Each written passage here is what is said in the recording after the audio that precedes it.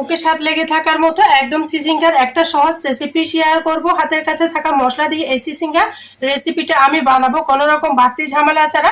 মসুরের ডাল দিয়ে আজকে সিসিঙ্গার রেসিপিটা হবে বন্ধুরা। এতটা মজা কিভাবে এই সিসিঙ্গা রান্না করবো একটা লাইক দিয়ে সম্পূর্ণ ভিডিও দেখতে থাকো। এই গরমের দিনে যদি এই মজাদার সিসিঙ্গা রেসিপি থাকে তাহলে আর কিছু লাগবে না। আসসালামু আলাইকুম বন্ধুরা, কেমন আছেন? আশা করি যে যেখানে আছেন সবাই অনেক বেশি ভালো আছেন। আলহামদুলিল্লাহ আমিও ভালো আছি। নিয়ে নিয়েছি সিসিঙ্গা, কেটে ধুয়ে নিয়ে চলে এসেছি। দেখতে পারতেছো কুচি কুচি করে কেটে নিয়েছি। রান্নার সুবিধার্থে তোমরা চাইলে আরো বড় করে কেটে নিতে পারো। একদম ফ্রেশ ছিল সিসিঙ্গা গুলো, দেখে হয়তো বুঝতে পারতেছো কিভাবে রান্না করবো। আর সম্পূর্ণ ভিডিও দেখতে থাকো। আর বন্ধুরা ভিডিওর শুরুতে আমার চ্যানেলে যদি নতুন ভিজিট করে থাকো প্লিজ বন্ধুরা আমার চ্যানেলটা আমাকে ভালোবেসে সাবস্ক্রাইব করে দেওয়ার অনুরোধ রইল। পাশে থেকে বেল বাটনটি অন করে দাও যেন আমি ভিডিও দেওয়ার সাথে সাথে নোটিফিকেশনটা সবার আগে তোমাদের মাঝে পৌঁছে যায়। নতুন বন্ধু পুরাতন বন্ধু সবাইকে অসংখ্য ধন্যবাদ। দেখো বন্ধুরা আমি সিসিঙ্গা রান্নার জন্য এখানে একটা পাতিল বসিয়ে দিয়েছি। দিয়ে দিচ্ছি রান্নার রেগুলার সয়াবিন তেল।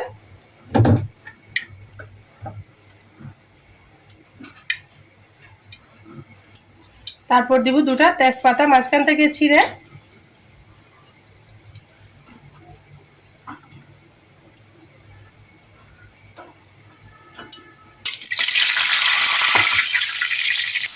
তেজপাতাগুলো যখনই ভাজা ভাজা হয়ে গিয়েছে তখনই দিয়ে দিলাম আমি এখানে পেঁয়াজ রসুন।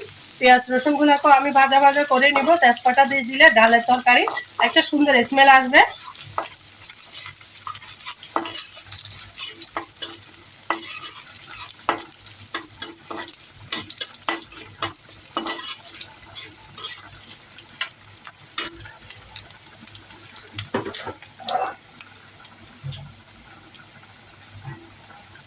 এই পর্যায়ে দিয়ে দিচ্ছি আমি কিছু পানি।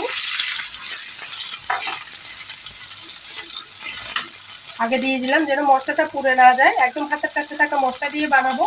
দিয়ে দিয়েছি হলুদের গুঁড়া, তারপর দিয়ে দিলাম লাল মরিচের গুঁড়া। যেহেতু আমি এখানে ডালের তরকারি রান্না করব সেজন্য আমি লাল মরিচের গুঁড়াটা ব্যবহার করতেছি। লবণটা আমি পরে দিব, ডাল না হলে সিদ্ধ হতে চাইবে না, তাই লবণটা আমি পরে ইউজ করব।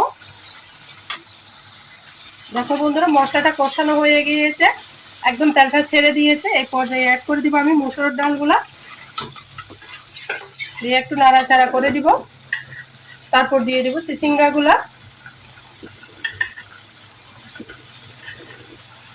আর বন্ধুরা যারা ভিডিও দেখতে দেখতে এতটুকু এসে গিয়েছে একটা লাইক দিতে ভুলে গিয়েছো, প্লিজ বন্ধুরা একটা লাইক দিয়ে ভিডিওটা শেষ পর্যন্ত দেখার অনুরোধ রইল। ছোট একটা ভিডিও, স্কিপ করবে না, স্কিপ করলে বুঝতে পারবে না কিভাবে মজাদার সিসিঙ্গা রেসিপিটা বানিয়েছি। দিয়ে আমি নাড়াচাড়া করে দিব।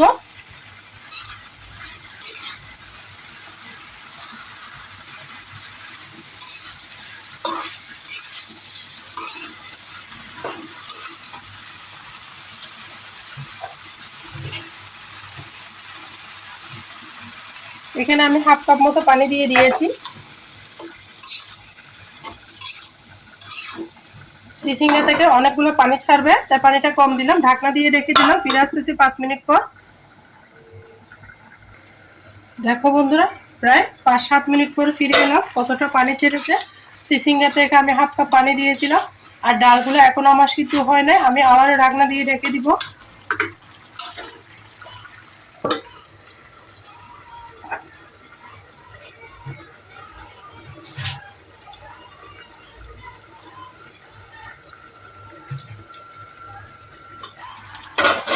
এই পর্যায়ে অ্যাড করে দিব আমি ঠান্ডা পানি। ঠান্ডা পানিটা দিলে ডালটা ভালো করে গলে যাবে।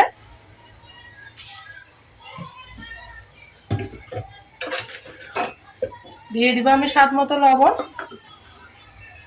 রুটি পরোটা ভাতের সাথে জমে যাওয়ার মতো রেসিপি বলতে পারো। আমার তো ভীষণ প্রিয় মসুরের ডাল দিয়ে সিসিঙ্গা রেসিপি। আবারও পানি দিচ্ছি আমি, যতটুকু ঝোল লাগবে ততটুকু পানি দিয়েছি। তোমরা ঝোল না রাখলে ভাজা ভাজা করেও নিতে পারো। আমি ঢাকনা দিয়ে রেখে দিচ্ছি, ফিরে আসতেছি হওয়ার পরে। দেখো বন্ধুরা আমি আবারও ফিরে আসলাম। আমার চিচিঙ্গাটা একদম রেডি হয়ে গিয়েছে, ডালটা গলে গিয়েছে, দেখতে পারতেছ কেমন হয়েছে আমার সিসিঙ্গা রান্নাটা। অবশ্যই ছোট্ট একটা কমেন্টসে বলো। আজকের মতো আমি এখানে বিদায় নিচ্ছি। সবাই ভালো থাকো, সুস্থ থাকো, আমার জন্য আমার পরিবারের জন্য দোয়া করো। আল্লাহ হাফেজ। আসসালামু আলাইকুম ওয়া রাহমাতুল্লাহি ওয়া বারাকাতুহু।